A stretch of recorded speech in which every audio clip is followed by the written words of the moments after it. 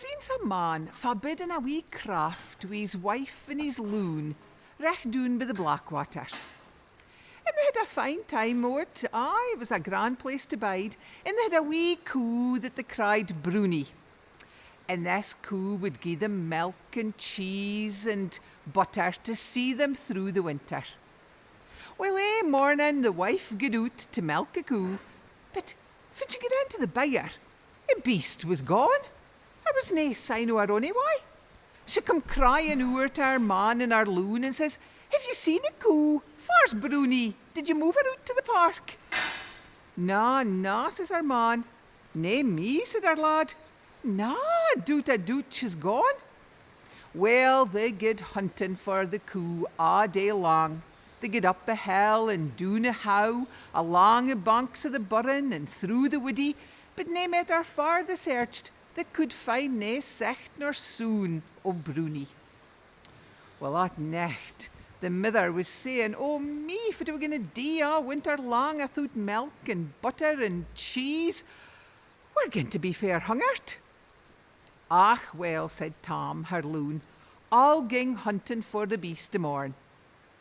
Well, the next morning he got up bright and early and he grabbed himself a stout stick to ging out walking. And his mother says, "Tom, you micht be out long enough. I'll gie you some meat to take with you. If you come upon a giant, it micht take you a gay while." Well, Tom stuffed the bannock into his pouch and he set off down the road. He get on and on and on, hunting high and low for Broonie the Coo.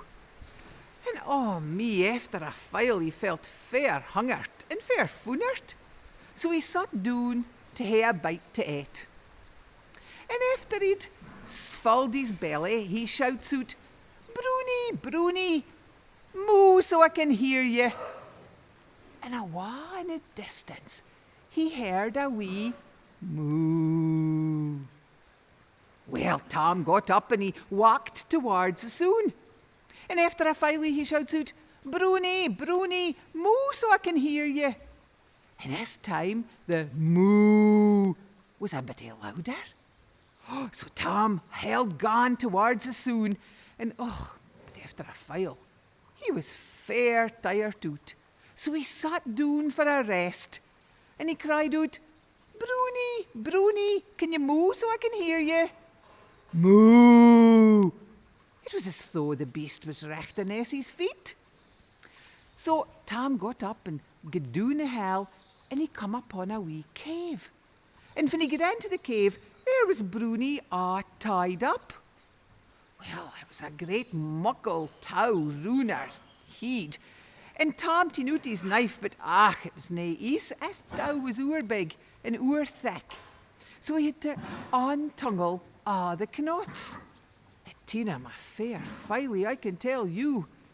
Michty, he had sore fingers and thumbs by the time he managed to unravel all the knots. But eventually the coo was loose, and Tom led Broonie out of the cave and on a road awa hame. Well, the hadna gone far down the road, when Tom spied twa muckle giants coming after them. Michty me, een of them was real big and the other een was twice as big. And Tom thought to himself, "Oh, Broonie, we'll never get awa of them. Twa strides and they'll be wi' us, and the shag o' a lammy's tail. What will we do?" Well, Broonie the Coo says, "Tak a hair out of my tail and lay it on the road." Well, Tom did as he was telt. He ta'en a wee hair out of Broonie's tail, yarked it out, and put it down on the road. And Broonie said, "Hair of my tail, turn into the widest river you've ever seen, een that only a birdie can get across." And in a flash o' an eye, there was this muckle burren as wide could be. But when the giants reached the other side, the biggest giant says, "That winna hinder us long. We'll soon catch you." And he cried to the smaller giant to ging and get their muckle bull. Well, afore long, the great muckle bull come, and wi' a big it swallowed the hell river, elky drop of water, and the giants come marching after them. And Tom said to Broonie, he says, "Oh, Broonie, for the we going to do? They'll be here with us in the shock o' a lamb's tail." "Well," said Broonie, "pull a hair from my lug and put it in the ground." And Tom did just that. Syne Broonie said, "Hair o' my lug, turn into a raging fire. A fire that nothing can quench, apart fae a burren it's oor wide except for onybody to cross except a birdie." Well, afore long, the giants were at the other side of this blazing fire, and the muckle giant cried out, "It winna hinder us long. Na, we're going to catch you." And he cried for the muckle ball to come, and it opened its moo, and out poured the water it had just swallowed, and quenched the fire. And the giants come striding after them. "Oh no, Broonie, what are we going to do?" said Tom. "Well," said Broonie, "tak a hair from my back and lay it on the road." So Tom rugged a hair out of Broonie's back and laid it on the road, and the beast said, "Hair on my back, turn into a muckle mountain, hicker than the clouds." And in a blink o' an eye, the mountain get up abeen the clouds, hich into the sky. Well, the muckle giants come to the other side of the mountain, and the big een cried out, "It winna hinder us long. We're going to catch you." And he spirited the little een to ging and get his drill. And he started drilling a hole right through the mountain.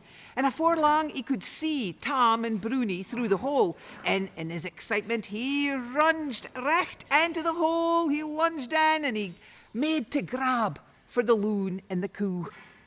But he got fair stuck. He couldn't ging for it. He couldn't ging back. He was jam stuck, couldn't budge an inch. Even though his pal was hauling at his legs at the other side, they couldn't get him out. He had to bide there until he turned to steam.